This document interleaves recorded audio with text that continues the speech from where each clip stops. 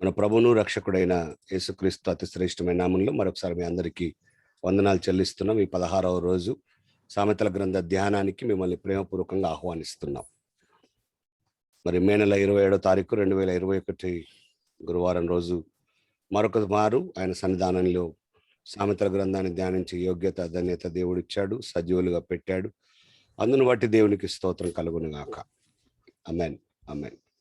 నా వాయిస్ క్లియర్గా ఉంది కదండి? బాగుందండి, క్లియర్, చాలా క్లియర్. మనము 5 అధ్యాయాలు ధ్యానించాం. చాలా శ్రేష్టమైన జీవితానికి అవసరమైన విషయాలు 5వ అధ్యాయంలో కూడా చూసాం. చక్కటి ప్రార్థన విజయ్ గారు చేశారు, చక్కటి మాట ఒకటి వాడారు.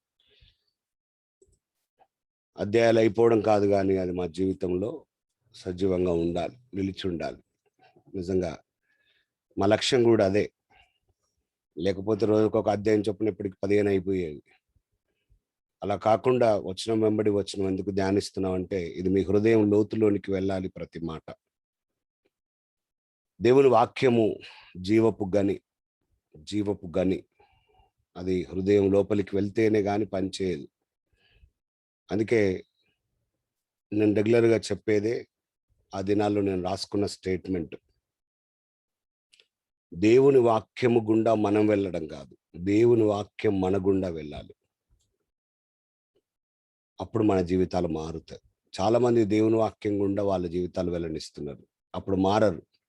దేవుని వాక్యం నీ గుండా వెళ్ళాలి, నీ ద్వారా వెళ్ళాలి, అప్పుడు మారుతాం. కాబట్టి అది మన ద్వారా వెళ్ళడానికే ఈ ప్రయత్నం అంతా కూడా. ఈ ప్రయత్నాలు సహకరిస్తున్న మీ అందరికీ ప్రభు పేరిట వందనాలు. మనం 6వ అధ్యాయంలో ఉన్నాం. 6వ అధ్యాయంలో ఉన్నాం.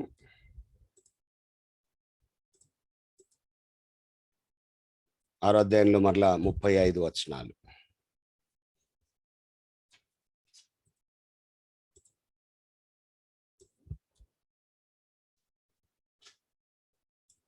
ఓకే, 6వ అధ్యాయంలో మరలా మనం 35 వచనాలు చూస్తాం.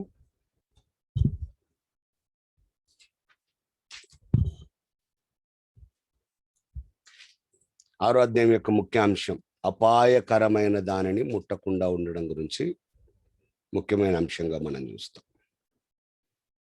అపాయకరమైన దాన్ని ముట్టకుండా ఉండడం. ఇందులో చాలా అపాయాలు ఉంటాయి. ఆరో అధ్యాయం చాలా అపాయాల గురించి మాట్లాడింది. అపాయాన్ని ఉపాయంతో తప్పించుకోమని లోకం చెప్తుంది. బైబిల్ ఏమో అసలు అపాయాన్ని ముట్టకరా బాబు, అది 11,000 kV ట్రాన్స్ఫార్మర్, ముట్టుకోవద్దు, హెచ్చరిక, అపాయం అని రాయబడ్డది. ముట్టుకోవద్దు, ఉపాయంగా తప్పించుకోవడం కాదు, అసలు దాని జోలికి పోవద్దు అనేది ఆరో అధ్యాయం యొక్క ఉద్దేశం. ఈ ఆరో అధ్యాయం ప్రాముఖ్యంగా మన కొరకు పూటపడిన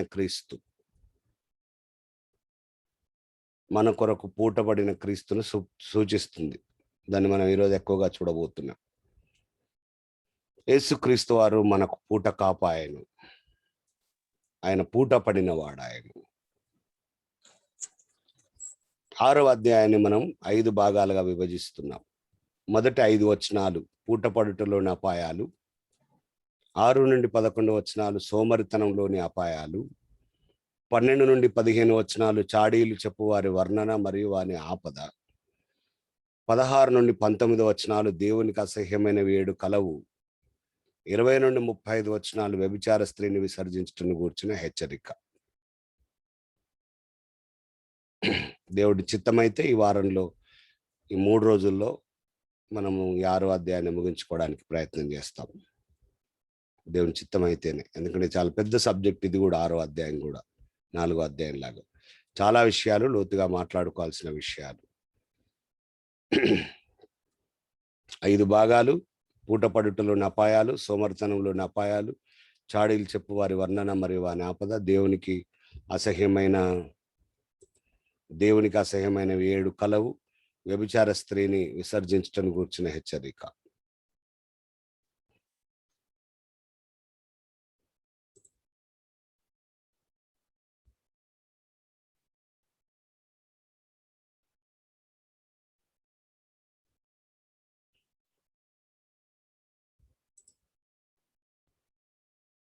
ఒకవేళ ఈ గ్రూప్ లో ఉన్న వాళ్ళు ఎవరైనా అంటే ఇప్పుడు ఇక్కడ ఉన్న వాళ్ళు ఎవరైనా మనది ఒక మెసేజెస్ గ్రూప్ ఉంటుంది, ఆ గ్రూప్ లో లేకపోతే మీ నెంబర్ ఇవ్వండి, తప్పకుండా మేము యాడ్ చేస్తాం. ఎందుకంటే ఈ సామెతల గ్రంథం ఇప్పుడు చూపించిన అది స్క్రీన్ షాట్ మీకు పెడతాం, ఆ ఇమేజ్ మీకు పంపిస్తాం, ఒక అధ్యాయం యొక్క వివరణ. తెలిసి విజయ సిస్టర్ లేరు అనుకుంటండి. విజయ సిస్టర్ ప్రతిరోజు నాకు ఫార్వర్డ్ చేస్తున్నాను అన్ని, ఇక్కడ మెటీరియల్ మొత్తం ఫార్వర్డ్ చేస్తున్నాను. ఓకే ఓకే అయితే మొత్తం మీతో ఫార్వర్డ్ చేస్తాను. ఓకే ఓకే గ్రూప్ లో యాడ్ అవ్వకుంటే యాడ్ అవ్వచ్చు, నెంబర్ తీసుకోవచ్చు. ఓకే ఓకే నెంబర్ నాకు పెట్టేయండి అండి, నేను యాడ్ చేస్తాను. శ్వేత కూడా. ఎవరండి? శ్వేత. మీ ఇంటి ముందు ఉండే శ్వేత అమ్మాయ? అన్న బిడ్డ. ఓకే ఓకే ఓకే ఓకే, నాకు నెంబర్ పంపించండి. అంటే మీకు రెగ్యులర్ అప్డేట్స్ రావడానికి ఈజీగా ఉంటుంది. ఓకే, 5 భాగాలు మనం సామెతల గ్రంథం 6వ అధ్యాయాన్ని విభజించాం. 1 నుండి 5 వచనాలు, 6 నుండి 11 వచనాలు, 12 నుంచి 15 వచనాలు, 16 నుండి 19, 20 నుండి 35.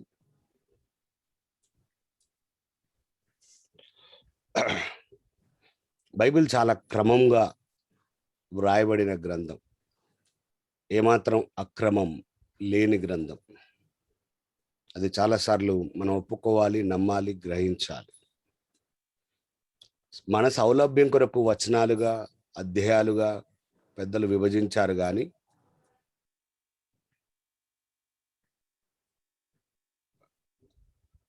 కానీ ఇంకా వేరే ఏ క్రమం లేదు. అయితే ఆ ఆర్డర్గా మనం బైబిల్ని చదువుతున్నప్పుడు మాత్రమే చాలా విషయాలు మనకు అర్థమవుతాయి. మీరు ఒకవేళ వెనుక నుండి వస్తే కనుక 1వ అధ్యాయం నుండి గ్రంథకర్త అసలు ఏం చెప్పడానికి ప్రయత్నిస్తున్నాడు? జ్ఞానం, బుద్ధి, తెలివి, వివేచన చెప్పి ఒకటేసారిగా 4వ అధ్యాయం వరకు అలా చెప్తూ 5వ అధ్యాయానికి వచ్చేసరికి లోకంతో జారస్త్రీని పెట్టాడు. ఆయన అనుభవంలో స్త్రీ యొక్క బలహీనత వల్ల కలిగిన ఇబ్బంది ఒకటి. రెండవది, లోకానికి సాదృశ్యంగా జారస్త్రీ ఉంది. ఆమె లోకానికి సాదృశ్యంగా ఉంది. నీకు జ్ఞానము, బుద్ధి, వివేచన సంపాదించుకోలేకపోతే నువ్వు పడిపోయే అవకాశం ఉంది. లోకంలో దేవుణ్ణిలో ఉండలేవు, లోకంలో పడిపోతావు అనే కోణంలో ఆయన హెచ్చరించడం ప్రారంభించాడు, ఆయన బోధించడం ప్రారంభించాడు. కాబట్టి ఈ విషయాలన్నీ మనం అర్థం చేసుకోవడానికి ప్రయత్నించాలి. ఈ 6వ అధ్యాయం వచ్చేసరికి చాలా భిన్నంగా మనిషి వ్యక్తిత్వం గురించి మాట్లాడడం ప్రారంభిస్తాడు. మనిషి జీవిత విధానం గురించి మాట్లాడడం ప్రారంభిస్తాడు. ఇది ఇంకా చాలా ఆశ్చర్యమైన మాటలండి. కాబట్టి మనం చాలా జాగ్రత్తగా వీటిని నేర్చుకోవాలి, ధ్యానించాలి. కాబట్టి ఈ 6వ అధ్యాయంలో ఒక విషయాన్ని చాలా అద్భుతంగా నేను మీకు నేర్పించాలని ఇష్టపడుతున్నాను. చూడండి, మొదటి 5 వచనాలు మొదటి భాగంలో మనం చూద్దాం. దాన్ని పూటపడటలున్న అపాయములు అన్నాం. ఈ అపాయము వల్లనే క్రీస్తు యేసు సిలువలో ప్రాణం పెట్టాడు. సామెతల 6వ అధ్యాయం, నా కుమారుడా, నీ చెలికాని కొరకు పూటపడిన ఎడల, పరుని చేతిలో నీవు నీ చేయి వేసిన ఎడల, నీ నోటి మాటల వలన నీవు చిక్కుబడి ఉన్నావు, నీ నోటి మాటల వలన పట్టుబడి ఉన్నావు. నా కుమారుడా, నీ చెలికాని చేత చిక్కుబడితివి, నీవు త్వరపడి వెళ్ళి విడిచిపెట్టుమని నీ చెలికానిని బలవంతము చేయము, ఇలాగు చేసి తప్పించుకొనుము. నీ కన్నులకు నిద్ర అయినను, నీ కనురెప్పలకు కొనుకుపాటైనను రానియకుము. వేటకాని చేతి నుండి లేడి తప్పించుకున్నట్లును, ఎరుకవాని చేతి నుండి పక్షి తప్పించుకున్నట్లును తప్పించుకొనుము. అద్భుతం కదా, చాలా అద్భుతం. చాలా మందికి అసలు ఇక్కడ ఏం చెప్తున్నాడో చాలా మందికి అర్థం కాదు. ఇది ప్రాముఖ్యంగా పూట పడుట, పూట పడిన ఎడల. చాలాసార్లు ఈ పూట పడడం అంటే ఏంటి చాలా మందికి అర్థం కాదు. ఎవరైనా చెప్తారా? మీరు ఇక్కడ ఉన్నవారు, మీరు చాలా సంవత్సరాల నుంచి బైబిల్ చదువుతున్నారు కదా, ఈ పూట పడడం అంటే ఏంటో మీరు ఏమైనా చెప్తారా? ఎవరైనా చెప్తారా?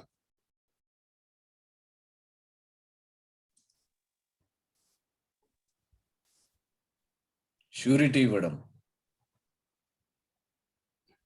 బాధ్యత తీసుకోవడం, మధ్యవర్తిత్వం చేయడం, అదే జమానత్ వాడడం అని లాంటిది. నా బాధ్యత, నేను. ఇప్పుడు చెప్పండి, మన కొరకు పూట పడిన వారు ఎవరు? యేసుక్రీస్తు వారు మాత్రమే. సొలొమోనేమో పూట పడితే తప్పించుకోమంటున్నాడు, బ్రతిమిలాడమంటున్నాడు, నువ్వు అక్కడి నుంచి పారిపోమంటున్నాడు. పూట పడితే నువ్వు నిద్ర కూడా పోవద్దు అంటాడు 4వ వచనంలో. కొనుక్కుపాటు కూడా రావద్దు. సామెతల గ్రంథకర్త, నేను ముందే చెప్పాను ఉపోద్ఘాతంలో, యేసుక్రీస్తుల వారికి ముంగుర్తుగా ఉన్నాడు. చెప్తారా మీ పక్కలోకి ఒకసారి ఆ మాట? సామెతల గ్రంథకర్త యేసుక్రీస్తుని సూచిస్తున్నాడు అని చెప్పండి. ఆయన క్రీస్తుని చూపిస్తూ ఉంటాడు ప్రియులారు చాలాసార్లు. అది మనం పట్టుకోవాలి, అది మర్మం, అది మనం పట్టుకోవాలి. అది మంచిది. చాలాసార్లు యేసుక్రీస్తుల వారిని మనం చూడలేకపోతే కష్టం, ప్రయోజనం లేదు. సామెతల గ్రంథంలోనే 6 సార్లు ఈ పూట పడడం గురించి మాట్లాడాడు. 6 times. మీరు రాసుకుంటారా? చాలా అద్భుతమైన వర్తమానం ఇది. ఇవన్నీ పట్టుకొని సేవకులు మీ సంఘాలలో ప్రసంగాలు చేయొచ్చు, మీ గ్రూపులలో మాట్లాడొచ్చు.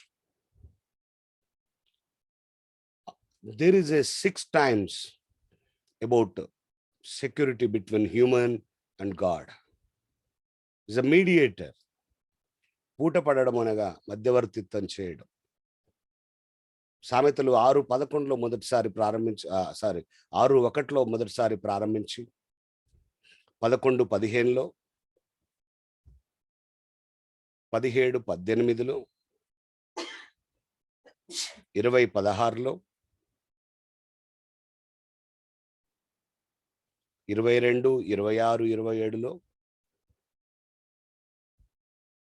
27:13 చెక్ చేసుకోండి.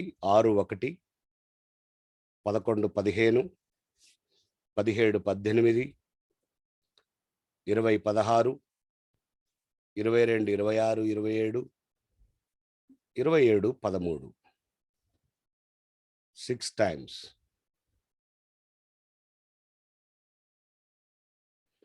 చాలా ఆశ్చర్యం ఏంటంటే ఈ 6 సార్లకు కనెక్షన్ ఉంది. ఈ 6 సార్లు ఆయన పూట పడడం అని చెప్పే విధానంలో చాలా భిన్నత్వం కనబడుతుంది. కొద్ది సమయం మనం దీని మీద నిలబడదాం. మీకు ఇంకా క్లియర్గా క్రీస్తుని చూపించాలి అని నేను బలంగా ప్రేరేపించబడ్డాను. 6వ అధ్యాయాన్ని నేను నోట్స్ చేసుకుంటున్నప్పుడు, ధ్యానిస్తున్నప్పుడు 119వ కీర్తన 122వ వచనంలో, మేలు కొరకు నీ సేవకునికి పూట పడుము అని ఉన్నది. ఎంత అద్భుతమైన మాటో, ఎంత అద్భుతమైన మాటో. దేనికి పడితే దానికి కాదు, మందు తాగడానికి, సిగరెట్లు తాగడానికి, పాపం చేయడానికి కాదు నువ్వు పూట పడాల్సింది. దేవుడి చిత్తం లేని, దేవుడి ఇష్టం లేని జీవితం కొరకు కాదు నువ్వు పూట పడాల్సింది. మేలు కొరకు నీ సేవకునికి పూట పడుము అంటాడు. అవును, మేలైనది చేయడం కొరకు, అట్టివాడు మేలులో నిలబడడం కొరకు ఒక వ్యక్తి పూట పడడం అనేది, లేదా నేనున్నాను, ఇదిగో నా బాధ్యత అని బాధ్యత తీసుకోవడం అనేది మంచిది ప్రియులారా, మంచిది ప్రియులారా. కాబట్టి మీరు కూడా ఆలోచించండి, దేని పడితే దానికి ఎవరికి పూట పడకండి, మేలు కొరకే పూట పడాలి. ఒకసారి పాస్టర్ గారు మేలు కొరకు పూట పడితే అవమానాలు వస్తున్నాయి, అవి పర్వాలేదు, ఏవైనా రానియండి, కానీ మేలు కొరకు పూటపడమని బైబిల్ మాట్లాడుతున్నది. యోబు గ్రంథం 17వ అధ్యాయం 3వ వచనంలో, ఎదుటి వారికి మేలు కొరకే నేను పూటపడతాను అనే కోణంలో కూడా యోబు ఆ మాట చెప్తున్నాడు. యోబు 17వ అధ్యాయం 3లో, ఏర్పాటు చేయము దయచేసి నా నిమిత్తం అంతటా నీవే పూట పడుమని యోబు దేవుణ్ణి అడుగుతున్నాడు. నా నిమిత్తం ప్రభువా, నా నిమిత్తం మీరే పూట పడాలి, నా నిమిత్తం మీరు పూటపడండి అని అడిగినట్టుగా యోబుని చూస్తున్నాం. అది అది చాలా అద్భుతమైన మాట. అంటే ఇక్కడ ఎంత ఎంత స్పష్టంగా క్రీస్తు కనబడుతున్నాడో కదా. నా నిమిత్తం పూట పడండి అని ఆయన అడుగుతున్నాడు అంటే, నా నిమిత్తం పూట పడండి అని ఆయన బ్రతిమలాడుతున్నాడు అంటే ఎంత అద్భుతమైన విషయమో మీరు అర్థం చేసుకుంటే చాలా మంచిది ప్రియులారా. అందుకే యోబు అర్థించిన విధానం, యోబు యొక్క అభ్యర్థన ఏంటో తెలుసా ప్రియులారా? సర్వలోక మానవాళి అభ్యర్థన. దేవా, ప్రభువా, మీరు నా కొరకు పూట పడుము. అందుకే హెబ్రీ గ్రంథకర్త హెబ్రీ పత్రిక 7వ అధ్యాయం 20వ వచనంలో యేసుక్రీస్తు వారు శ్రేష్టమైన, ఆ మాట చాలా అద్భుతంగా ఉంటది. మీరు మీరు చాలా జాగ్రత్తగా వ్రాసుకోవాలి ఈ విషయాలు. హెబ్రీ 7:20 చక్కటి మాట. నేను ఏదైతే మాట్లాడుతున్నానో దానికి మూలమైన మాట. మీరు తర్వాత బైబిల్ అండర్లైన్ చేసి పెట్టుకోండి. ప్రమాణం లేకుండా యేసు యాజకుడు కాలేదు. యేసు యాజకుడు అవ్వడానికి ప్రమాణం ఉంది కనుక ఆయన మరి శ్రేష్టమైన నిబంధనకు పూట కాపాయను.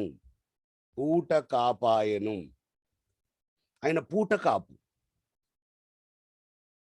ఎంత అద్భుతమైన మాట. ఏదైతే యోబు అర్థించాడో, మీరు మా మేలు కొరకు మీరు పూట పడండి, మీరు మధ్యలో ఉండండి. చూసారా, యోబు ఎప్పటివాడు? అబ్రహాం కంటే ముందువాడు. యోబు ఎప్పటివాడు? ఆదాము తర్వాత వాడు. అందుకే యోబు గ్రంథంలో ధర్మశాస్త్ర మీరు పుస్తకాలను క్రొనలాజికల్ ఆర్డర్లో తెలుసుకోవాలి. సురేష్ ఏమంటారు తెలుగులో దాన్ని? Chronological order. Story wise, history లాగా. అంటే అసలు జరిగిన వాస్తవమైన గాథ, వాస్తవమైన చరిత్ర ప్రకారంగా తెలుసుకుంటే, బైబిల్ అలా లేదు. బైబిల్ క్రొనలాజికల్ ఆర్డర్ కాదు, చరిత్ర ప్రకారంగా ఆర్డర్ చేయబడలేదు బైబిల్. అందుకే ముందున్న ప్రవక్త గ్రంథం, వెనుకున్న ప్రవక్త గ్రంథం, అలా అంటే అదొక మనకందరికి అర్థం అవ్వడానికి ఆర్డర్ను వాళ్ళు మార్చి చెప్పారు. గ్రంథాలన్నీ, పద్యభాగ గ్రంథాలు ఎక్కడుండాలి, చరిత్ర గ్రంథాలు ఎక్కడుండాలి, ఈ విధంగా బైబిల్ను ఆర్డర్గా వాళ్ళట్లా ప్రిపేర్ చేశారు. ఒరిజినల్గా యోబు ఎప్పటివాడు తెలుసా? అబ్రహాం కంటే ముందువాడు. అందుకే యోబు గ్రంథంలో ధర్మశాస్త్ర ప్రస్తావన లేదు. యోబు ఎవరి గురించన్నా మాట్లాడాడంటే ఆదాము ఒక్కని గురించి మాట్లాడాడు. కాబట్టి ఆదాము తర్వాత సంతతిలో యోబు ఉండొచ్చు. అప్పుడే ఆయన అభ్యర్థించాడు మనందరి పక్షంగా, మహానుభావుడు, మా మేలు కొరకు మీరు పూట పడాలి. అప్పటి నుండి ఉన్న అభ్యర్థన 2021 సంవత్సరాల క్రితం యేసుక్రీస్తు ద్వారా నెరవేర్చబడ్డది. హల్లెలూయా, స్తోత్రం. సంతోషమేనా? హల్లెలూయా. లేకపోతే చాలా కష్టమయ్యేది. పూట పడాలి. ఈ 6వ అధ్యాయం సామెతల గ్రంథం 1-3 వచనాల్లో చాలా అద్భుతంగా సొలొమోను వద్దంటాడు. నీ చెలికాని కొరకు పూటపడిన ఎడల, పరుని చేతిలో నువ్వు చెయ్యి వేసిన ఎడల, నీ నోటి మాట వల్ల నువ్వు చిక్కుబడ్డావు, నువ్వు చెప్పావు, ఇవి నా బాధ్యత, వాడు ఇవ్వకుంటే నేను ఇస్తాను అలాగనుకోండి, నాది రెస్పాన్సిబిలిటీ అని నువ్వు పూటపడ్డావు, నీ మాట చేత చిక్కుపడ్డావు, నీ మాటల వలన పట్టుబడ్డావు, నీ చెలికాని చేత నువ్వు చిక్కుపడ్డావు. కాబట్టి నువ్వేం చేయాలంటే నువ్వు త్వరపడి వెళ్ళి విడిచిపెట్టుమని వాడిని బలవంతం చేయాలి. పూటబడి నువ్వు రుణగ్రస్తుడిగా మిగులుదు సుమి, ఇట్లా చేసి నువ్వు తప్పించుకో అన్నాడు. నువ్వు చిక్కుపడ్డావు, తప్పించుకో అన్నాడు. కానీ యేసుక్రీస్తు చిక్కుబడే ఉన్నాడు. ఆయన తప్పించుకుంటే గనుక నీ బ్రతుకు నా బ్రతుకు ఏమవునో కదూ.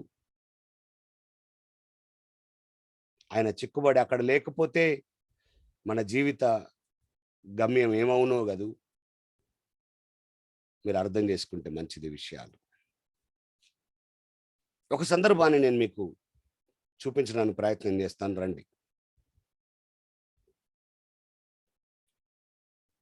యోసేపు ఐగుప్తులో ప్రధానమంత్రి అయ్యాడు. యాకోబున్న రాష్ట్రంలో లేదా ప్రాంతంలో భయంకరమైన కరువు.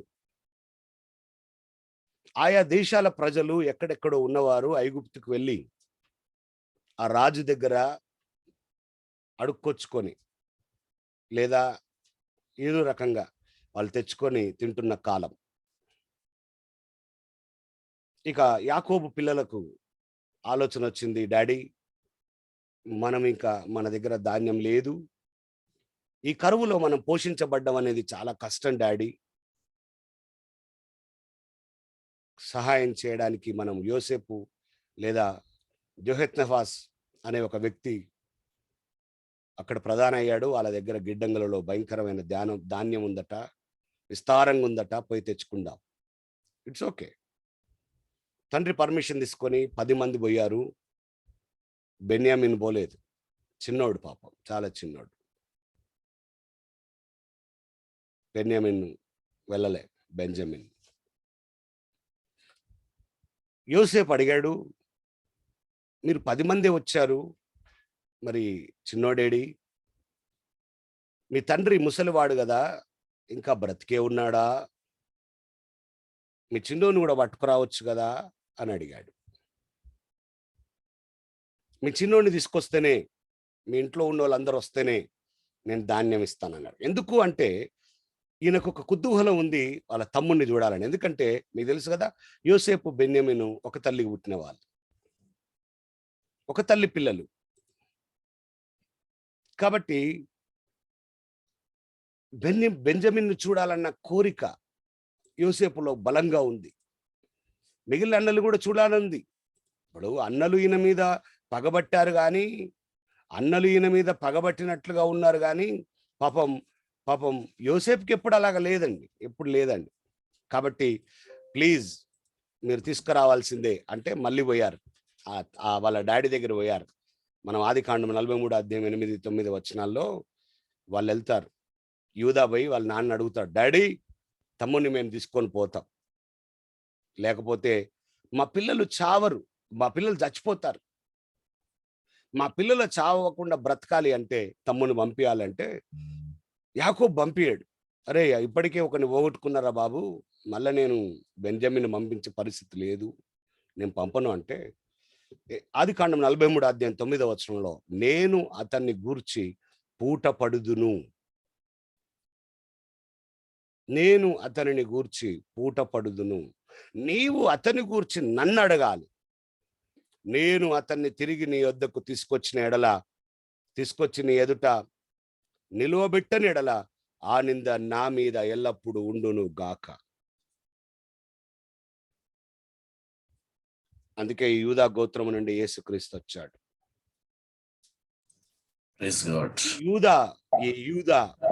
ఈ యూదా ఏదైతే ఇజ్రాయేలుకు యాకోబుకు వాగ్దానం చేశాడో అలాగున క్రీస్తు తన తండ్రికి వాగ్దానం చేశాడు. ఇదిగో నీ నుండి దూరమైన నీ ప్రజలందరినీ తీసుకొచ్చి నీ ఎదుట నేను నిలబెడతాను. ఆ నింద ఆయన మీద వేసుకున్నాడు. అందుకే ఇంకా ఈ లోకంలో ఎవరైనా రక్షించబడకపోతే ఆ నింద క్రీస్తు మీదే ఉంటది, క్రైస్తవుల మీదే ఉంటది. ఇంకా ఈ లోకంలో ఆ క్రీస్తు పక్షాన నువ్వు నేను కూడా పూట పడిన వారము అనే మాట నేను మీకు జ్ఞాపకం చేస్తున్నాను. ఇది మీకు అర్థమైతే మంచిది. పూట పడాలి.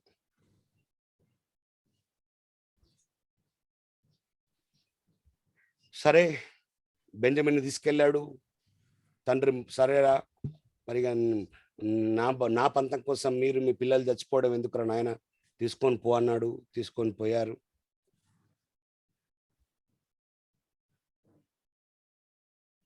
మీకు తెలుసా స్టోరీ? Interested story. ఆదికాండంలో 44వ అధ్యాయంలో మరి యోసేపు ఏమనుకున్నాడో తెలియదు. వాళ్ళ తమ్ముడిని అతనితో ఉంచుకోవాలనుకున్నాడా?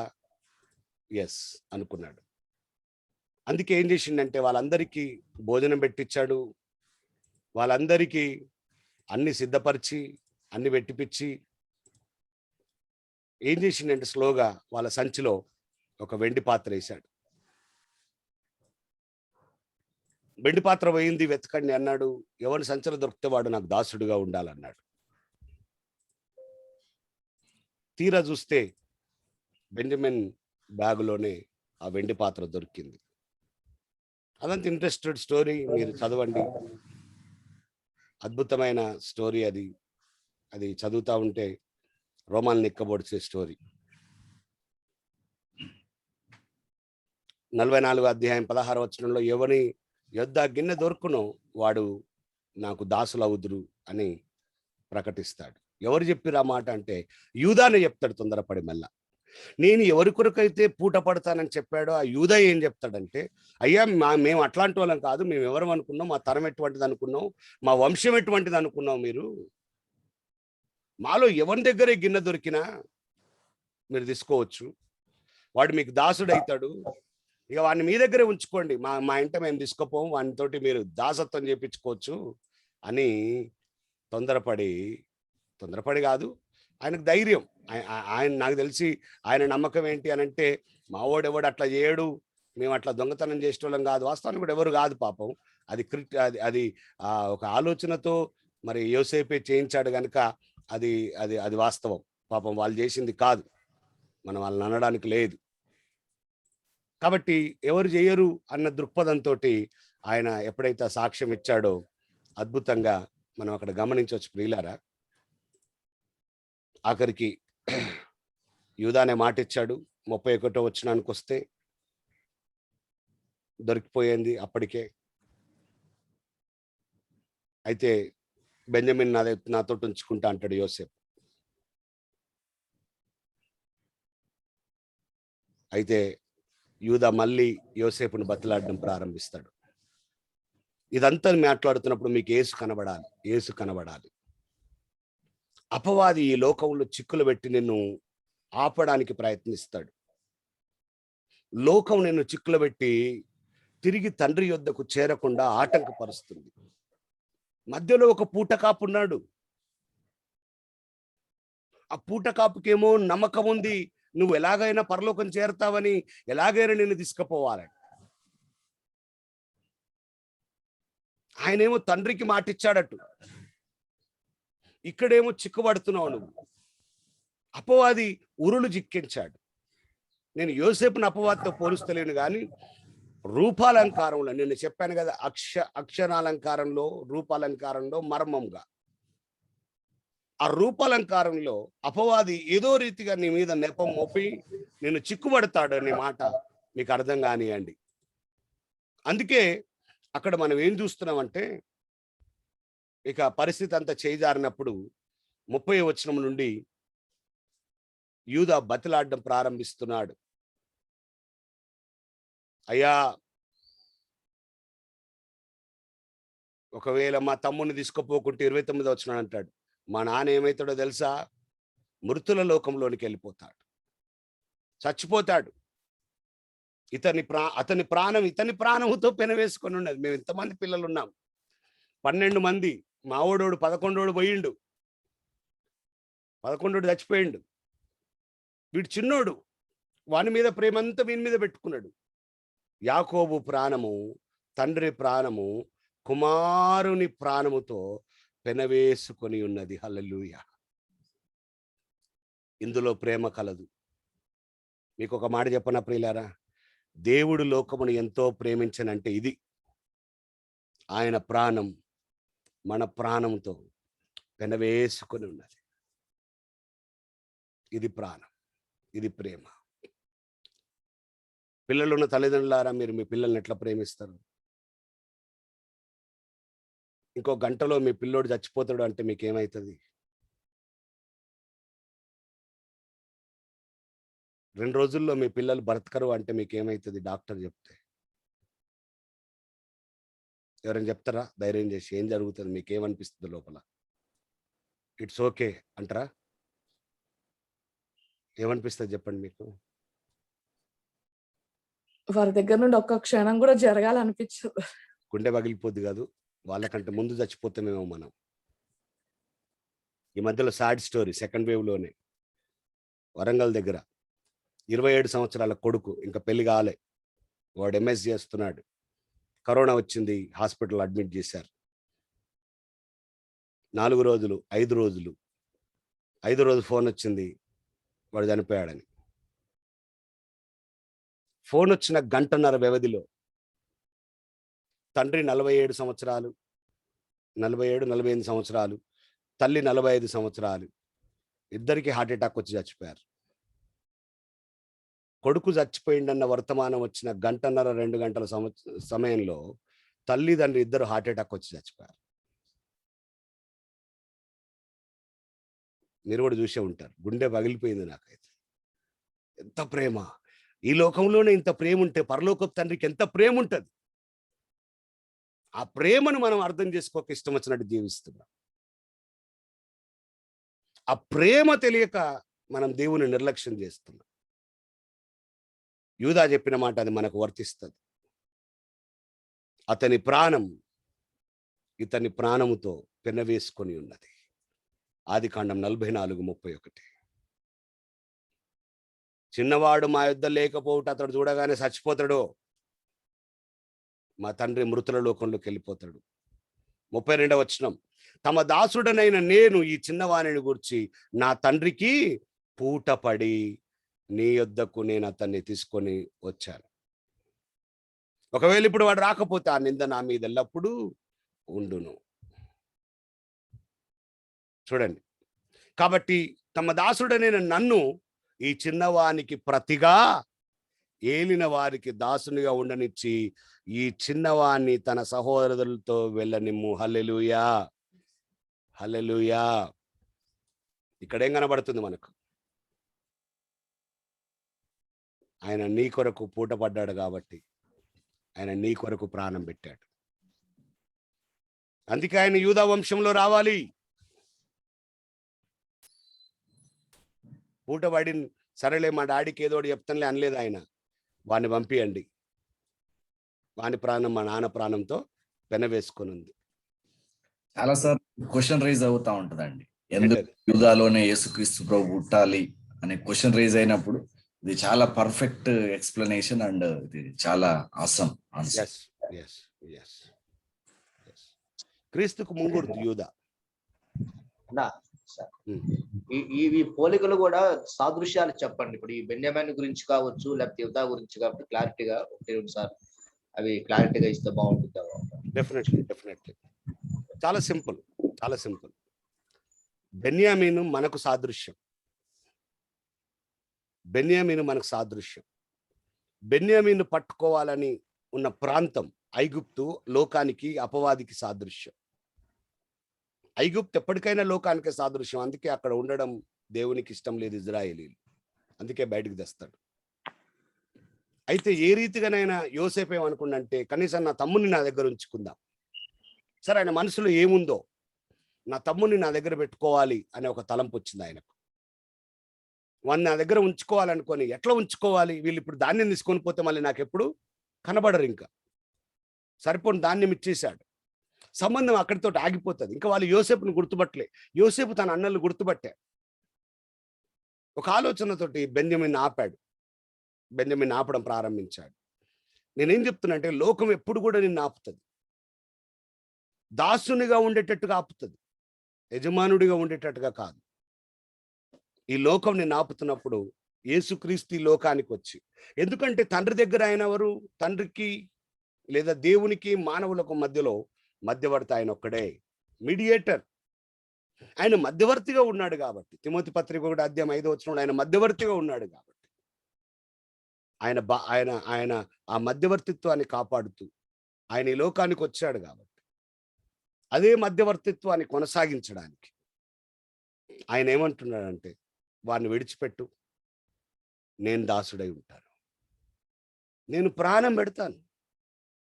ప్రారంభం నుండి ముగింపు వరకు యూదా పాత్ర చాలా గొప్పది.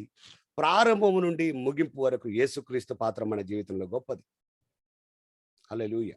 ఈ విషయాలు మనకు చాలా నీట్గా అర్థం అవ్వాలి. అందుకే ఆయన పూట కాపు.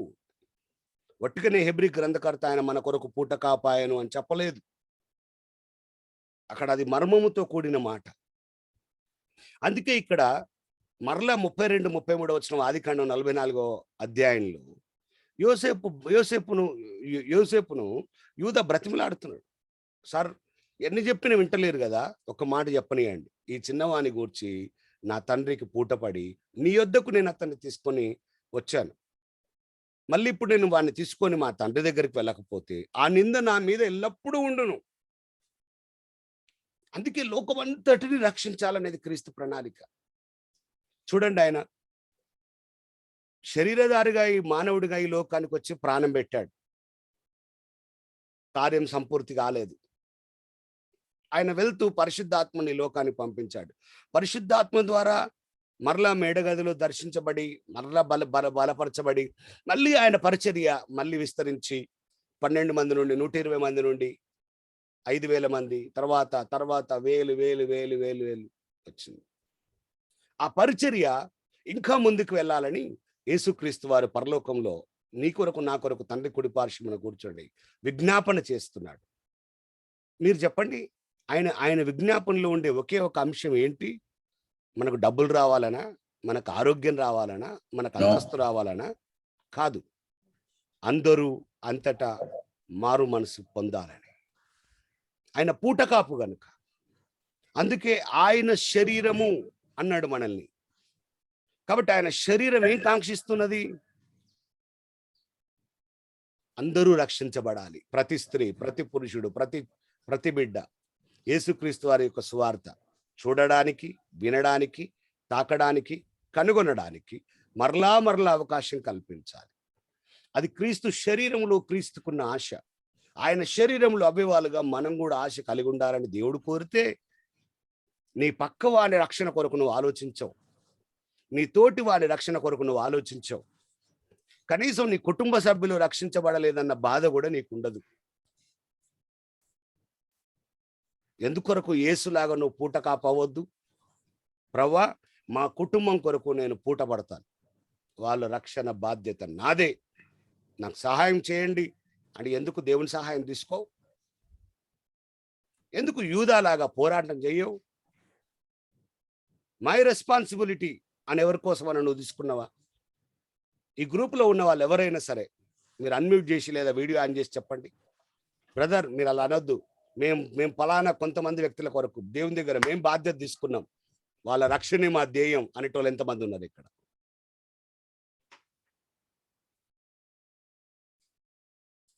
మూడు 4 సంవత్సరాల కంటే ఎక్కువ 2014 నుండి వేములవాడ బాలనగర్లో అటువంటి ప్రయత్నం, అటువంటి ప్రయాస పౌల్ సురేష్ కలిగి ఉన్నాడు. అటువంటి ఉద్దేశం కలిగి ఉన్నాడు. దానివైపు మేము అడుగులేస్తున్నాం. బాలనగర్ రక్షించబడాలి, ఆ గ్రామం నుంచి ఆయన రక్షించబడ్డాడు, బాలనగర్లో ఉన్న వాళ్ళందరూ రక్షించబడాలి, వాళ్ళందరి కొరకు ఆ కుటుంబం పూట కాపవ్వాలి, పూట కాపవ్వడానికైనా సిద్ధమే అనే ఒక బాధ్యత తీసుకుంటున్నారు. నువ్వు మీ ఊరి గురించి తీసుకున్నావా? మా వాళ్ళు క్యాథలిక్స్ బ్రదర్, మా వాళ్ళు హిందువులు బ్రదర్, మా వాళ్ళు మూర్ఖులు బ్రదర్, మా వాడు మారాడు బ్రదర్, అయిపోయి. ప్రయత్నం, ప్రయాస, ప్రదర్శన, నువ్వు కూడా వాళ్ళలాగా తయారైతివి, నీకు వాళ్ళకు వ్యత్యాసమే లేకపోయా, నువ్వు పూటకా పెట్టయితావు. నీ జీవితం ప్రత్యేకంగా భిన్నంగా ఉండి వాళ్ళకు సాక్ష్యంగా ఉంటే కదా. నీలో ఉన్న క్రీస్తు ప్రదర్శించబడాలి, ప్రకటించబడాలి. ఈ 2 మాటలు మీరు చూడండి. నీ ప్రయత్నము, నీ ప్రయాస, నీ ప్రదర్శన, నీ ప్రకటన ద్వారా బయటికి రావాలి.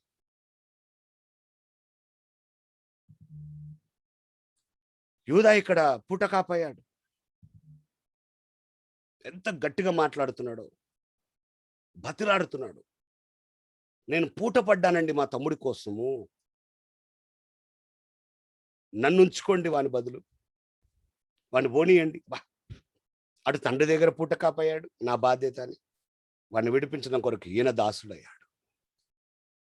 దాసుడిగా ఉండడానికి తీర్మానం చేశాడు.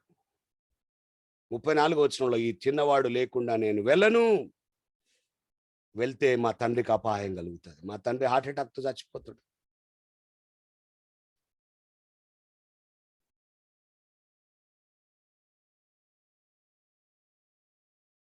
కాబట్టి నువ్వు ఎక్కడ చిక్కుపడుతున్నావో నాకు తెలియదు, కానీ బెంజమిన్ బదులు యూదా ప్రాణం పెట్టినట్టే, యూదా తన ప్రాణం మీద తెచ్చుకున్నట్టే, యూదా ఆ బాధ్యత, ఆ భారం, ఐగుప్తులో దాసులుగా ఉండడం అంటే మామూలు విషయమా? వాళ్ళ తమ్ముడని తెలియదండి ఆయనకు. ఆ సిచ్యువేషన్ వస్తే వెంటనే అసలు దానికి యోసేఫ్ మైండ్ బ్లాక్ అయిపోయి లోపల పోయి ఏడుస్తాడు. తర్వాత ఓపెన్ అవుతాడు. ఈ ప్రేమ నాకు దొరకలేదు, నా తమ్ముని కన్నా దొరికింది అన్నట్టుగా సంతోషపడతాడు. ఈరోజు మన మీద కూడా బాధ్యత ఉంది. బెంజమిన్ బదులు యూదా ఎలా అయితే బలి అవ్వాలనుకున్నాడు, ఎలాగైతే తగ్గించుకున్నాడు, అలాగ ప్రభు అయిన యేసుక్రీస్తు మన కొరకు వధించబడ్డాడు, మన కొరకు చీల్చబడ్డాడు, మన కొరకు గాయములు పడ్డాడు, మన కొరకు నలిగిపోయాడు, మన కొరకు జామీనుగా పూట పడ్డాడు.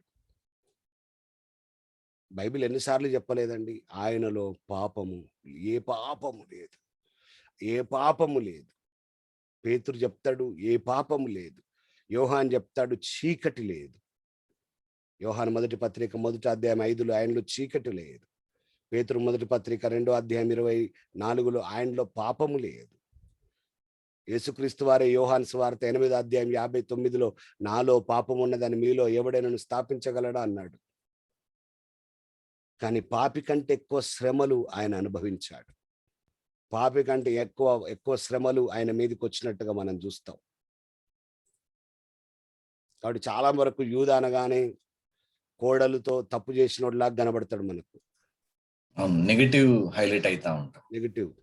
కానీ దేవుడు ఆయనలో ఎంత గొప్ప ప్రణాళిక ఉందంటే, ఆ తామర వచ్చి యేసుక్రీస్తు వంశావళిలో కూర్చోబెట్టేంత ప్రణాళిక ఉంది. దేవుని ప్రణాళిక మనకు అర్థం కాదు. కాబట్టి బైబిల్ ఎప్పుడు కూడా, ఎస్పెషల్లీ పాత నిబంధన ఎప్పుడు కూడా ఒక కోణంలో చూసి అర్థం చేసుకోవద్దు. దాని వెనకాల ఉన్న దేవుని ప్రణాళికను మనం గమనించాలి. మామ కోడలు తప్పు చేస్తారా, అది చేస్తారా, ఇది చేస్తారా అంటే, యూదా వంశం ముందుకు వెళ్ళడానికి దేవుడు అనుమతించిన విధానం అది చాలాసార్లు మనకు అర్థం కాదు.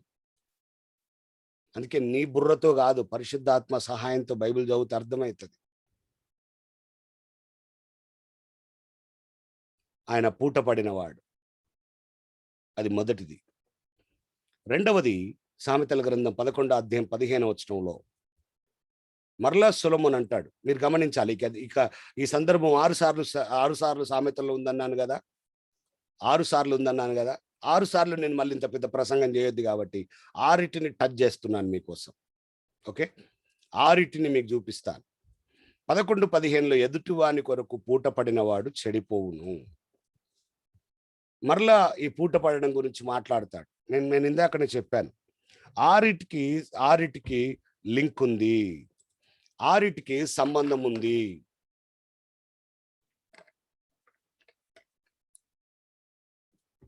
అక్కడేమో నువ్వు పూట పడితే తప్పించుకోవాలి బాబు అన్నాడు. ఈ 11, 15లోనేమో ఎదుటివాని కొరకు పూట పడినవాడు చెడిపోతాడు, పూట పడ నొప్పని వాడు నిర్భయముగా ఉంటాడని చెప్పాడు. ఇదంతా అద్భుతమైన మాట. ఏమైతుంది? పూట పడితే చెడిపోతాడు. పూట పడిన వాడు చెడిపోతాడట. చూసారా?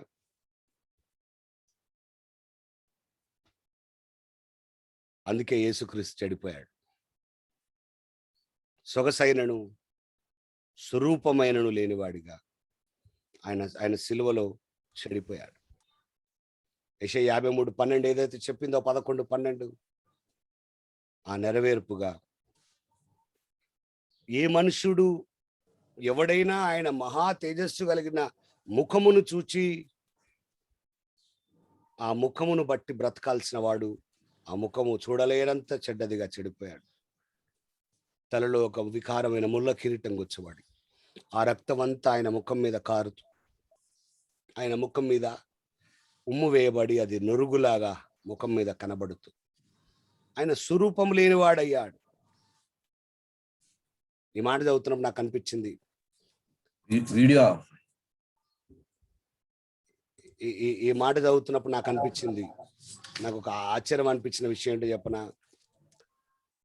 ఒక్కసారిగా సంచులు వెతికినప్పుడు టక్కున ఈ వెండి గిన్నె బెంజమిన్లో దొరకంగానే ఫస్ట్ ముఖం మారినోడు ఎవడుండొచ్చు? యూదానే. యూదా.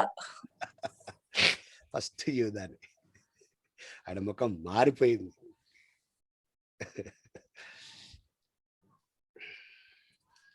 యేసుక్రీస్తు ముఖం చెడిపోయింది. పూట పడితే చెడిపోతారు. అట్లాంటి పూట పడొద్దా? లేదు. మూడవది సామెతలు 17:18 మరలా ఇక్కడ పూట పడడం గురించి మాట్లాడతాడు. సామెతల గ్రంథం 17వ అధ్యాయం 18వ తన పొరుగు వానికి జామీను ఉండి పూట పడువాడు తెలివి మాలినవాడు అన్నాడు. ఇక్కడ మొదటగా తప్పించుకోమన్నాడు, రెండవది చెడిపోయినవాడు అన్నాడు, మూడవది తెలివి మాలినవాడు. యూదాను ఒకవేళ అనొచ్చు కొంతమంది, అక్కడ తెలివి లేదా అనా, డాడీకి ఏదో ఒకటి చెప్దాం పా, ముందే ఈయన మంచోడు కాదు కదా, ధాన్యం దొరికింది, వాడు చిన్నోడు, ఇప్పుడు వాడు మన 11th పర్సన్ యోసేపు పోతే మనం ఆ డాడీ ఏం చేసిండే, 2 రోజులు ఏడిచిండు, ఇప్పటికి కూడా దుఃఖంగా ఉన్నాడు. Okay, it's okay.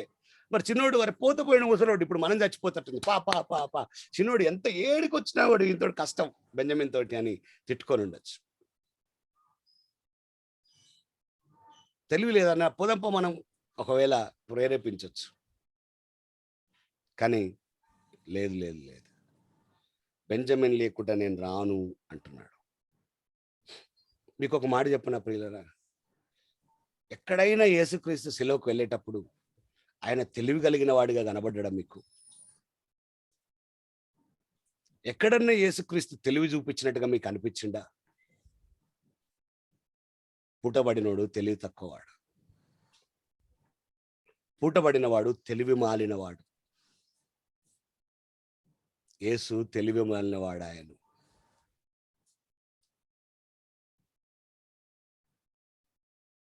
2005లో ఒక సువార్త మీటింగ్లో పూటబడిన క్రీస్తుని నేను మాట్లాడాను ప్రియులారా, ఒక సువార్త కోడికలో. ఆ మాటలన్నీ నాకు జ్ఞాపకం వచ్చాయి. తెలివి మాలినవాడు. క్రీస్తు కూడా తెలివి మాలినవాడిగా మారాడు. అందుకే సిలువను కూర్చిన వార్త కొరింథీ మొదటి పత్రిక 1వ అధ్యాయం 18లో రక్షింపబడుతున్న వారికి దేవుని శక్తి గాని నశించు వారికి అది ఎట్లుందట? వెర్రితనం. అంటే ఏంటో తెలుసా? మీ దేవుడైతే అట్టెట్ట చచ్చిపోయిండా? ఆయనే కాపాడుకోలేడు, మిమ్మల్ని ఎట్ట కాపాడతాడా? లోకానికి ఆయన తెలివి లేనోడులా కనబడుతుండు కాదు. నశించే వారికి ఆయన అట్నే కనబడతాడు. నువ్వు వేరుగా చూపించడానికి ఎంత ప్రయత్నించినా ఇష్టం లేనోడికి యేసు తెలివి లేనోడు లాగానే కనబడతాడు. అది బైబిల్ చెప్పింది ఆ మాట. తర్వాత సామెతలు 20:16, సామెతల గ్రంథం 20వ అధ్యాయం 16వ వచనంలో మరలా పూటబడడం గురించి ఉంది. అన్యుని కొరకు పూటబడిన వాని వస్త్రం పుచ్చుకొను, పరుల కొరకు వానినే కుదువ పెట్టించుమని చదువుచున్నాం. నిజంగా ఎంత అద్భుతమైన మాట, ఎంత అద్భుతమైన మాట. ఇలాంటి మాటలు మీరు రాసుకుంటున్నారు కదా, లేదా మీరు కూడా రాసుకుంటూ చూస్తే కూడా మంచిది. అన్యుని కొరకు పూటబడిన వాని వస్త్రం పుచ్చుకొనుము, పర్ల కొరకు వానినే కుదవబెట్టుకొనుము. మళ్ళీ ఏసే కనబడతాడు. ప్రియ ప్రభు ఎవరి కొరకు పూటబడ్డాడు? అన్యులైన మన కోసం. యూదుల కొరకేనా? అమ్మా, నశించిపోవచ్చున్న ఇజ్రాయేలీల కొరకు నేను పంపబడుతుని గాని మీ కొరకు కాదు అనగానే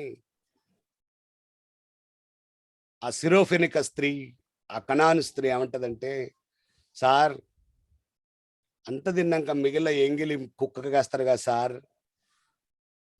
బొదకుడా నేను కుక్కను సార్, ఆ ఎంగిలన్నీ నాకు వేయొచ్చు కదా అని అడిగింది.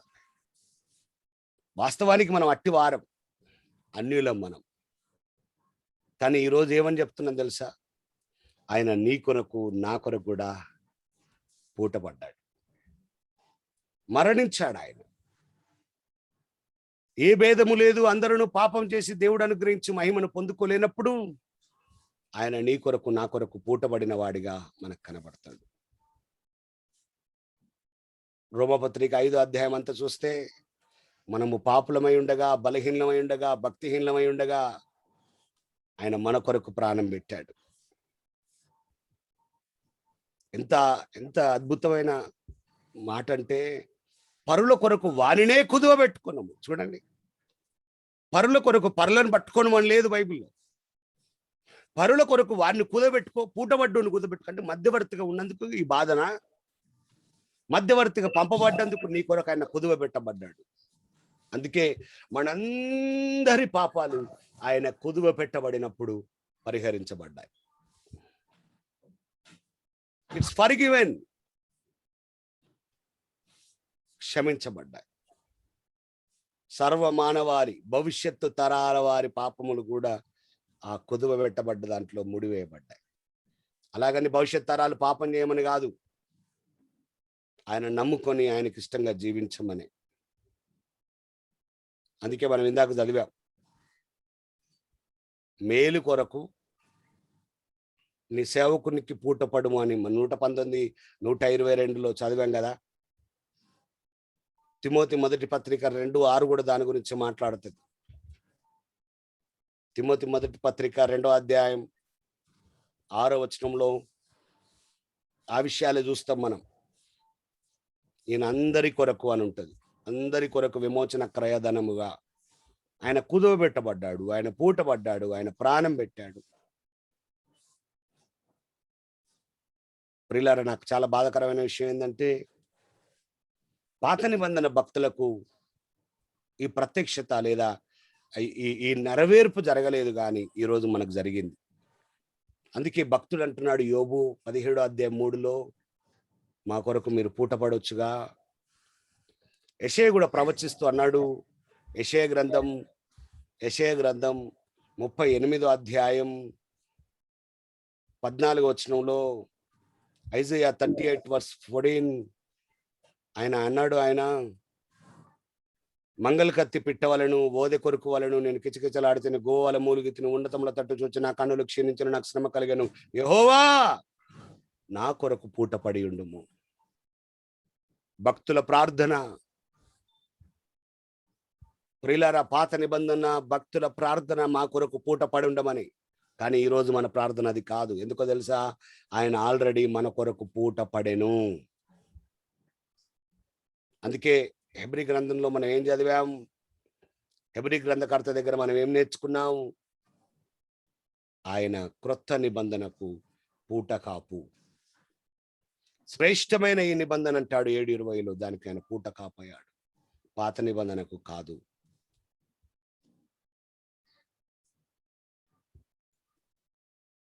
అందుకే మళ్ళీ నేను మీకు ఇంకొక మాట కూడా చూపిస్తాను. ఇందాక కూడా రెండు సార్లు చెప్పాను ఆ మాట. 119వ కీర్తన. ప్రతి మాట పవర్ఫుల్ అండి, ప్రతి మాట పవర్ఫుల్. 122వ వచనంలో, మేలు కొరకు నీ సేవకునికి పూటపడుము, గర్విష్ఠులు నన్ను బాధింపక యుందురుగాక. మేలు కొరకును పూటపడి ఉండుము. గర్విష్ఠులు గర్విష్ఠులు గర్విష్ఠులు. లోకంలో గర్వం కలిగినోడు ఎవడు? గర్విష్ఠుడెవడంటే సాతానుగాడే. ఎప్పుడైతే క్రీస్తు మన కొరకు పూటబడతాడో, కీర్తనకారుడు దావీదు అంటున్నాడు, మీరు నా కొరకు పూటబడండి, అప్పుడు గర్విష్ఠులు నన్ను బాధ పెట్టరండి అన్నాడు. అవును, యేసు మన కొరకు పూటబడ్డాడు కాబట్టి గర్విష్ఠి అయిన అపవాది మనల్ని బాధ పెట్టకుండా మనం విమోచించబడుతున్నాం. ఓకే, 4 సార్లు అయిపోయింది. 5వసారి, ఫిఫ్త్ టైం సామెతలు 22, 26, 27లో 5వసారి. చేతిలో చెయ్యి వేయువానితోనూ అప్పులకు పూటపడు వారితోనూ చెరకుము. చెల్లించుటకు నీ యొద్దకు ఏమీ లేకపోగా వాడు నీ క్రింద నుండి నీ పరుపెత్తుకొని పోవునేలా అన్నాడు. అప్పులకు పూటపడొద్దు, పూటపడే వారితో చేరొద్దు. కానీ బైబిల్ ఏం చెప్తుందండి? ఎవరి రుణములు ఆయన మీద పడ్డాయి? ఎవరి రుణముల కొరకు ఆయన బలయ్యాడు? ఎవరి రుణముల కొరకు ఆయన కుదువబెట్టబడ్డాడు? అసలు అప్పులకు పూటబడి వారితో చేరకు అంటాడు. అంటే అసలు అప్పులకు పూటబడడం అనేది ఒక భావన, ఒక ఆలోచన. మీరు గమనిస్తున్నారు కదూ నేను చెప్పే విషయాలు? మీరు అర్థం చేసుకుంటున్నారు కదా దేవుని మాటలు? ప్రతి మాట చాలా విలువైంది. నీ చెలికాని కొరకు పూటబడడం అనేది మొదటిది. అవండి, ఎదుటివాని కొరకు పూటబడ్డము. తర్వాత పూటబడినప్పుడు తెలివి మాలిన వాడిగా అవుతాడు. తర్వాత అప్పుల కొరకు పూటబడతాడు. ఏమండి, ఎంత బాధాకరమైన విషయం. కాబట్టి అన్యుని కొరకు పూటపడ్డం 4వది, అప్పుల కొరకు పూటపడ్డం 5వది. క్రీస్తు మన అప్పుల కొరకు, మన రుణముల కొరకు ఆయన పూటపడ్డాడనే మాట నేను మళ్ళీ మీకు జ్ఞాపకం చేస్తున్నాను. ఎవరైనా రుణం తీర్చగలుగుతారండి ఈ లోకంలో? ఎవరికైనా అప్పులను తీర్చే అవకాశం ఉందా? ఎవడైనా తీర్చగలిగిన సామర్థ్యం ఉందా? మీరు కూడా ఒప్పుకుంటారా? ఎవరు తీర్చలేని రుణం క్రీస్తు మన కొరకు తీర్చాడని? ఎవరి వల్ల కాదండి ఆ అప్పు తీర్చడం. నీ జీవితకాలం అంతా ప్రయాసపడ్డా ఎలక తేలు తెచ్చి ఎంత ఉతికినా నలుపు నలుపే గాని తెలుపు కాదయా అన్నట్టుగా ఉండేది కదా ఆ జీవితం. కుక్కతోక వంకర అన్నట్టు ఉండదు. చాలాసార్లు అలాగే కనబడుతుంది కదూ. మీరు ఆలోచిస్తే మంచిది. ఈ విషయాలన్నీ సీరియస్గా మీరు చూడగలిగితే మంచిది అనే మాట నేను మీకు జ్ఞాపకం చేస్తున్నాను ప్రియులారా. ఆయన నీ రుణములను నా రుణములను తీర్చుటకు ఆయన పూట కాపాయాడు. కాబట్టి బైబిల్లో ఏ విషయమైనా లోతుగా చూడకపోతే మనకు విషయాలు అర్థం కావు. మీరు చాలాసార్లు చదివి ఉండొచ్చు, ఈ విషయాలు గమనించారో లేదో నాకు తెలియదు. రాసుకోండి. 49వ కీర్తన 7 నుండి 9 వచనాలు, మార్కు 10 45వ వచనం, కొలస్సీ 2 13 నుండి 15 వచనాలు.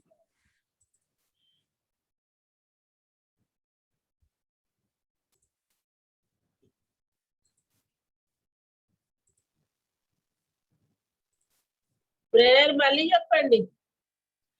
49వ కీర్తన 7 నుండి 9 వచనాలు, మార్క్స్ వార్త 10:45, కొలస్సీ పత్రిక 2:13 నుంచి 15. 6వది సామెతల గ్రంథంలో పూటపడట గురించి ఉన్న 6వ విషయం. ఎదుటివారి కొరకు పూటపడు వారి వస్త్రము పుచ్చుకొనుము, పరుల కొరకు పూటబడిన వారి వలన కుదువ పెట్టించుము. మరలా మన కొరకు ఆయన కుదువ పెట్టబడడం, మరలా ఆయన మన కొరకు పూటబడడం, వస్త్రాన్ని పుచ్చుకోవడం. మత్తయి సువార్త 20:28లో ఉన్న వాగ్దానం. చాలా విచిత్రమైన మాట అది. ఇప్పుడు ఆయన పూటబడినప్పుడు ఆ వస్త్రాన్ని కూడా మనకు అనుగ్రహించాడు. వస్త్రం మనకు చేర్చబడింది. అందుకే యెషయా 61:10లో రక్షణ వస్త్రం అనుగ్రహించబడ్డది. లూకా సువార్త 15వ అధ్యాయం యెషయా 61:10 రక్షణ వస్త్రం అనుగ్రహించబడితే, లూకా సువార్త 15వ అధ్యాయంలో తప్పైన కుమారుని యొక్క ఉదంతంలో 21-22లో తిరిగి వచ్చిన తర్వాత ఆయనకు ప్రశస్త వస్త్రం తొడవబడింది. ఎలా సాధ్యమైందంటే ఆయన వస్త్రాలు చింపివేయబడడం వల్ల. ఆయన మన కొరకు వస్త్రాలు ఆయన సమర్పించుకోవడం వల్ల, ఆయన బట్టలు లేనివాడిగా వస్త్రహీనుడిగా ఆయన శిలువలో ప్రాణం పెట్టడం వల్ల.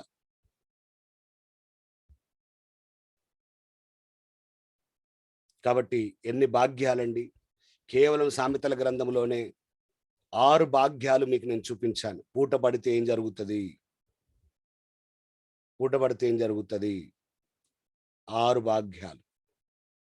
మీరు చాలా క్రమంగా వీటిని రాసుకొని ఖచ్చితంగా నేర్చుకోవాలి. మీరు మరలా ఈ 6 వచనాలు ధ్యానించండి. దేవుడు కొత్త ఎన్లైట్మెంట్ మీకు ఇచ్చును గాక. ప్రార్థన చేసుకుందాం. మహాపరిశుద్ధుడా, మహోన్నతుడా, మహాగణుడా, మా కొరకు పూటపడిన మా ప్రియ ప్రభు నీకు స్తోత్రాలు. చాలాసార్లు మీరు పూటపడడం అంటే మేము మామూలుగా గమనించాము, కానీ ఈరోజు లోతుగా గమనించడానికి, నేర్చుకోవడానికి మీరు చూపిన కృప కొందనాలు. మీరు మా కొరకు పూటబడినందుకు వందనాలు. మీరు మా కొరకు ప్రాణం పెట్టినందుకు వందనాలు. మీరు మా కొరకు కుదువబడ్డందుకు వందనాలు. మీరు మా బాధ్యత తీసుకున్నందుకు వందనాలు. మీరు మీ వస్త్రమును చీల్చివేసి మాకు రక్షణ వస్త్రమును ఇచ్చినందుకు వందనాలు. ఇలా మీ మర్మములను గమనిస్తున్నప్పుడు మా ప్రాణము మీ ప్రాణంతో, మీ ప్రాణం మా ప్రాణంతో పెనవేసుకోవాలి. అందులో ప్రేమ కలదు. అలాంటి అనుభవం మాకు అనుగ్రహించుము. ప్రతి విషయంలో ఉన్న ప్రతి మర్మమును మేము నేర్చుకొని క్రీస్తు ఏ రీతిగా పూట కాపాయనో మేము గమనించుటకు, నేర్చుకొనుటకు మాకు సహాయం చేయము. మేము దాన్ని అనుభవించాలి. మాకు తెలుసు క్రీస్తు మా కొరకు ప్రాణం పెట్టాడని. సరిపోదు, అది మా లైఫ్లో, మా జీవితంలో కనబడాలి. అలాగున మాకు సహాయం చేయమని మమ్మల్ని మీకు ఒప్పుకుంటూ మా జీవితాలను సమర్పిస్తూ యేసుక్రీస్తు నామంలో అడిగి ప్రార్థించి పొందుకుంటున్నాం తండ్రి. తండ్రి అయిన దేవుని ప్రేమ, ప్రభువైన క్రీస్తు కృప, పరిశుద్ధాత్మ అన్యోన్యమైన సహవాసం మనందరికీ తోడుగా ఉండి, మనందరికీ సహాయంగా ఉండి, ఆ పూట కాపోయిన క్రీస్తుకు తగినట్టుగా తండ్రి ప్రేమలో ముందుకు సాగుటకు తండ్రి, కుమార, పరిశుద్ధాత్ముడు మనకు సహాయం చేయనుగాక. ఆమేన్. ఆమేన్.